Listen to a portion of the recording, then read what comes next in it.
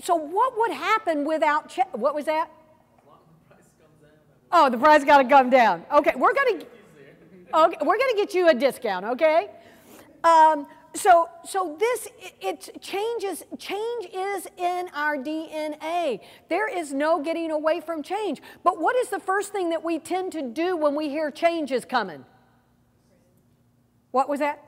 Cringe. Okay, what else? Resistance. Yes. What else? Yeah, that too.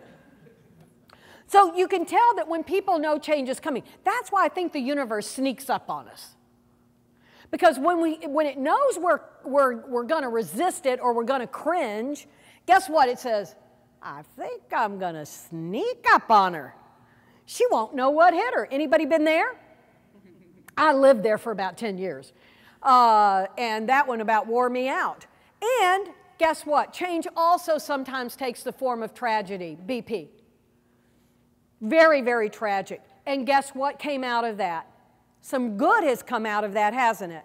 We're looking at safety closer. We're looking at checking on balances and making sure that we're doing things and not trying to move ahead of ourselves and making sure all the checks and balances are in place, right? So change serves us continually because guess what? That's how we learn, right?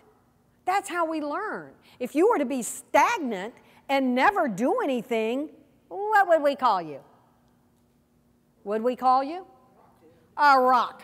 And what else? Dead. That's a good one too. Anybody else? What would we call you? Huh? Boring. So this is what happens without change. So what we're wanting to do, has anybody ever ridden a horse before? Oh, great. I rode a horse once, okay? And two things I can tell you about the horse, but this is what I learned about the horse. When I first got on the horse and they didn't tell me how to ride the horse, oh my God. It was just, I'm just bouncing, bouncing, bouncing, bouncing, bouncing, right? But when they told me how to move with it, how to move with the horse, how to move with the horse, then when the horse went up, I went up. When the horse went down, I went down, right? And then it was, well, it was kind of fun until that Pat guy who, this is in high school, he was, I think he liked me. And he came up and hit the horse, and the horse took off, and now I'm looking at the horse's nose and riding like this and holding on for dear life with my legs around his neck for dear life, going, this is not the kind of change or kind of love affair I would like to have with Pat, okay? Pat Thrower was his name. I couldn't think of that for a second. But you got to be ready. You got to be ready. And when you know how to ride it, when you know how to ride the waves, look at the surfer. Has anybody ever surfed before? I read about it. Okay? But what did they say about it? You ride the waves. Once you learn how to ride the waves of change, has anybody ever heard of those Chinese handcuffs? You put your fingers in there, and if you resist and pull it, you can't get your fingers out. But guess what happens when you relax? You relax into the change, right? And that's one of the things I think that we're being told all the time from life. Relax into it, but because we assume that we know what's going to happen, and we're going to move into that right now. So change. This is Chinese for change. And guess what? On the left, that character represents threat and danger and prudence and caution, red light, red light, red light. And guess what this one over here? Opportunity, boldness, imagination, get ready for action. So it's two characters that come together. Two characters that come together to say the same thing. So you've got a choice. You can go in, oh my God, it's a threat. Has anybody familiar with SWOT? You know, these are your strengths, these are your weaknesses. That's about, you know, one thing about preparing for it so that you can ride it, but not be so rigid that if something happens, you get knocked off, kilter, fall down, boom, and now you're having trouble getting back up. How do you learn to ride that horse, right? How do we usually respond to change? We were just talking about that, weren't we? This is what I've noticed about change. We have, oh, and this, y'all may not know this about me. I need to clarify. I don't have my project manager certification, okay? and I don't have my master's, and I don't have a PhD, but you know what I have? I have an MSU. Anybody else have one of those? I make stuff up. Okay? And I've had this for a long time, and I earned it well. What I do is I observe things, and out of that, I make stuff up. Well, I made this up. What I believe is in our DNA, guess what we have? We have a right gene. I'm right.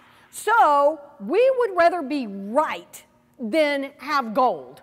We would rather be right than our marriage stay together. We would rather be right than to get, our boss mow us over. What happens is that there's an energy. I'm right and you're wrong. When I was learning to drive, God bless my mother, every time something would happen where she was like, and she had both feet on the brakes, I would look at her and I'd say, Mother, it wasn't my fault. And she said, if you're dead, it doesn't matter whose fault it is. And I'm like, wow, that was like totally wise. I mean, that would just blew me away. And yet, I still have to catch myself because there's still a right gene in there. I was right. You were wrong. So we're getting a divorce. Too bad. I was right. So we do this in change, We say, well, let me tell you what's going to happen. This and this and this is going to happen. And then when it happens, we go, see, I was right. I was so right. This change was so bad. Okay? If we really looked at that, we would realize a lot of what we set ourselves up for is what? Yes. And self-fulfilling prophecies. Don't we? So, because we're so married to being right. And that's that little DNA code there. So this is what fear looks like to some people. Have you ever seen anybody that look like that? Okay. Then we have some people that do that, right? They hide. Then we have some people that do this. They bite their nails. Let me show you what project managers do. No emotion at all. Underneath, they are terrified. But you would never know it, would you? It's like Dr. Spock, nobody's knowing what's going on with me and that this project is in big trouble. But I'm going to pull it out before anybody knows. I'm terrified. So these are the things that we want to begin aware as we look at change. So let's look at 50 reasons not to change. Anybody big on that one? We don't like that, do we? We don't like to change. So tell me, when in here for any of you, when was the worst thing that happened turned out to be the best or better? Yes, sir. There you go. So you thought it was the worst thing, and then in retrospect, it was the best thing. So there you go. He's got a glow about him. Who else has had something where you thought it? Yes. I got outsourced. You got outsourced. Tell us about it. I was an employee at Texaco, and they decided to outsource what I was doing to IBM. And you thought you would die. I did. And my husband and I both worked for Texaco at the time. Oh, my God. We thought were on the chopping block. But it actually worked out fine. We both got jobs with IBM and severance money. Plus, we had set aside a bunch of money thinking we were both going to lose our jobs. Wow. So you're really like totally rich and are taking the whole crew to Greece. That's awesome. Thank you. What is your name again? Kim. Get Kim's number before we leave, okay? Years ago. Oh, it's years ago. So you've spent all that money you saved, right? I love it. And then they went to Greece. Very good. We're going to give her 20,000. We'll give you 50,000 points. So do you see, I want y'all to think about over this week, what are the things that happened in your life that you thought were the most god-awful things that could possibly happen, and in retrospect, actually what came out of it? Okay, everybody wrote that one down, didn't they? Wow. Y'all must be audiographic also. So, moving on, remember a time when you experienced change but resisted. Does anybody have that experience? Okay, I'm the only one. What are you breathing about, Blair? No, I'm usually the one who instigates. instigates. Oh, you're the instigator. Yeah. So she's the one that has learned how to ride the horse, right? So there are ways to begin to learn how to ride that horse so that you're going with it and you're not going against it. So think about this, a job transfer, a change of heart, change in the family dynamics, a change in how you do business, what your thought was about the worst. Change takes courage. And you can't hide from it. Everybody tries to hide from it. There's no hiding from change. It will find you. It will seek you out. It will find you, and it will change you. Now, depending on how you want to change, now I've got a handout in the back that y'all are going to pick up when you leave, and I want to share with you a quote that was in the Harvard Business Review. And it says, this is by Paul Stoltz, and what he was saying right here, let's see, employers are most interested in candidates who have a certain mindset regardless of their skill set. Actually, a resounding 96% of employers say they would prefer to hire, promote, pay, and retain people with a particular mindset over a desired skill set. And 98% of employers thought it more likely that a person with the right mindset could easily develop the right skill set if they had to, rather than the other way around. So what does that tell us? Mindsets are how we see the world, isn't it? And let me tell you one quick thing, though. Another way that I want you to think about is that when you come into change and you're going into that resistant mode, one of the best things that you can think of is, when did you do something that you really succeeded about that you were resisting because you did it before? Like what she's saying is she got outsourced. Had you been outsourced before? Okay, but if you were to be outsourced next month, would you know what to do? Yeah.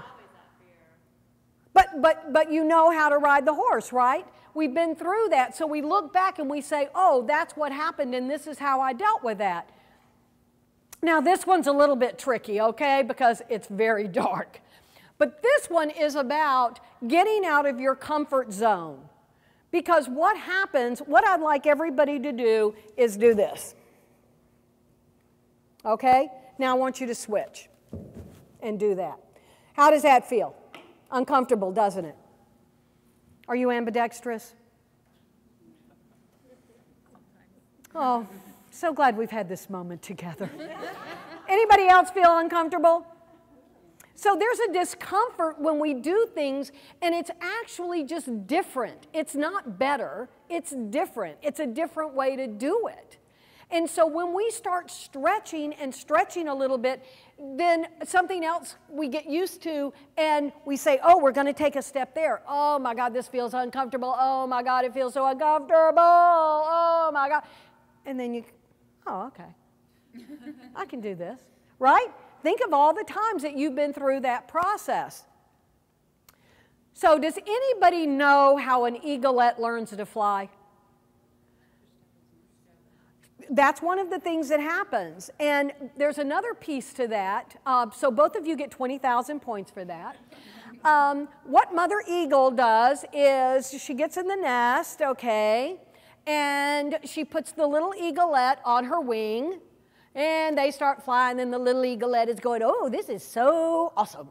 This is cool. I'm flying. I'm happening. This is, oh, man, yeah, look at that. Boom. And she drops her wings. And he's like, oh my God. That's how his hair stands up like that. He's freaked out. He's going, where's my mother? And then she swoops under him and picks him up. And they fly some more, and he's going, okay, now he's forgotten that he just had his hair stand on end. And they're going along, and then she does it again. What kind of mother are you? And then she flies back under, swoops under, picks him back up again. Well, guess what? He got complacent, right? Because he's forgetting again, they're moving, and I'll be darned if she doesn't do it again. And this time he does this, and guess what?